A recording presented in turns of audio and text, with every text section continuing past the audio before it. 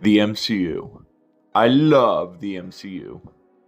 Next to Star Wars and Harry Potter, it's the franchise that made me the person that I am.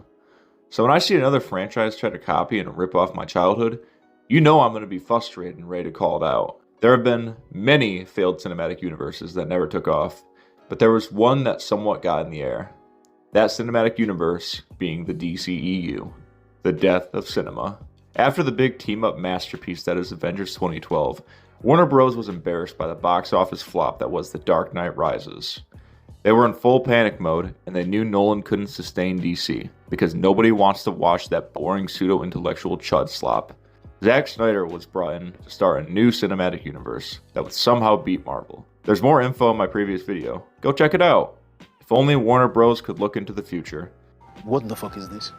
Because not only did they lose billions of dollars, they destroyed the image of DC until a competent director came in to save it and give us a much more superior cinematic universe. In this video, I'm going to list off the many failures of the DCEU and what made the lightning in a bottle of a franchise like the MCU work.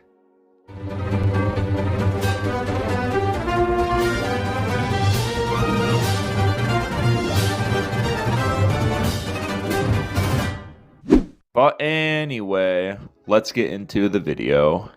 So the first and most glaring problem is there's no setup for the story.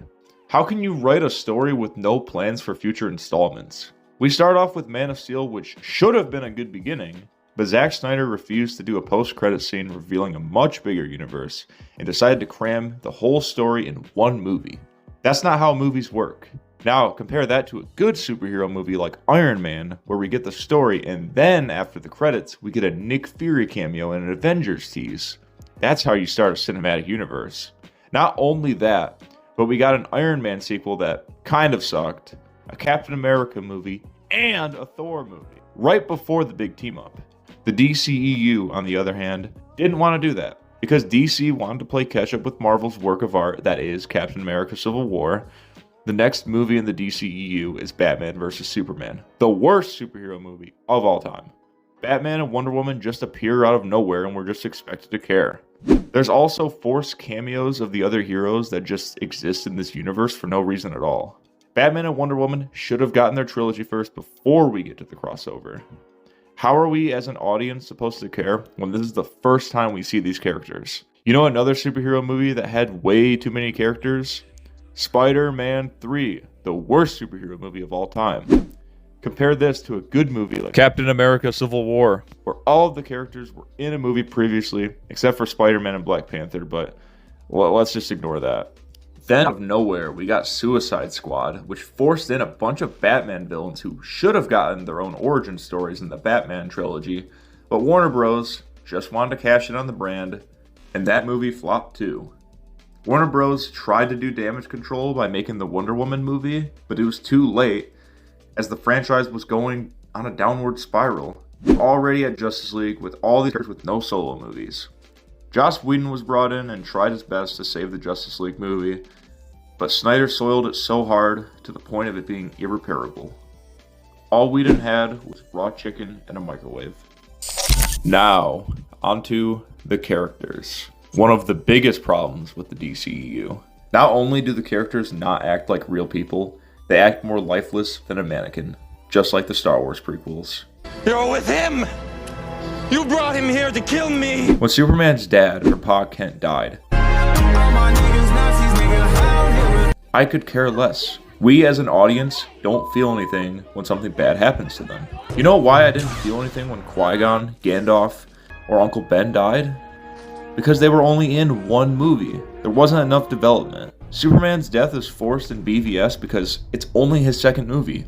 He should have had a trilogy first, a few cameos, and a big role in the Justice League trilogy first. Batman is not Batman in these movies. He's just the Punisher in a Batman suit. Batman does not kill. How did Snyder get away with this? Batman doesn't kill people. Batman is a murderer. The one rule from Batman, broken. Another problem is the character arcs are too soon. There was zero payoff when Batman forgave Superman, and they immediately become best friends even though they were trying to murder each other. Batman even promises to save Ma Kent out of respect for Superman. Martha won't die tonight. I'm sorry, what? Didn't you spend billions of dollars in this movie creating weapons and preparing to kill this guy? Why the sudden change of heart? This all happens in one movie when it should have happened after both Batman and Superman's trilogies. Compare this to a good movie in the MCU, like Avengers Endgame, when Tony and Steve forgive each other after several movies after Civil War. Now, onto what matters the most, in my opinion. I'm not doing that this time. While I do love seeing a big CGI battle, I also want my superheroes to be superheroes. Because the DCEU wanted to be edgy, millions die in these battles with no consequences whatsoever. These are the same movies where Superman murders everyone when he goes to court, so I'm not surprised. Compare this to a good movie like Age of Ultron, where they evacuate civilians. Look, I just need to know because the city is flying. Okay, look, the city's flying. We're fighting an army of robots. And I have a bow and arrow. None of this makes sense. And even then, the Avengers still get punished in Civil War for whatever casualties happened. When you gotta go, you gotta go. And you're coming with me.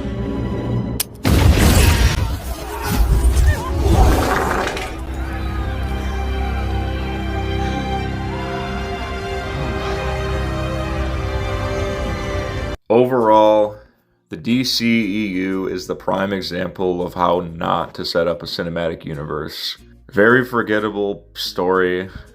I could not remember any of the characters. Pretty bad effects. Like, I'm not gonna lie. When I first saw them, the movies were dropping frames. And that's exactly why this cinematic universe was scrapped. Zero care for the source material and just zero vision. But this isn't a bad thing. DC is on the right track now. We have a director that reads the comics and listens to the fans. For once, Marvel might have a competition. Maybe next time, Snyder cultists.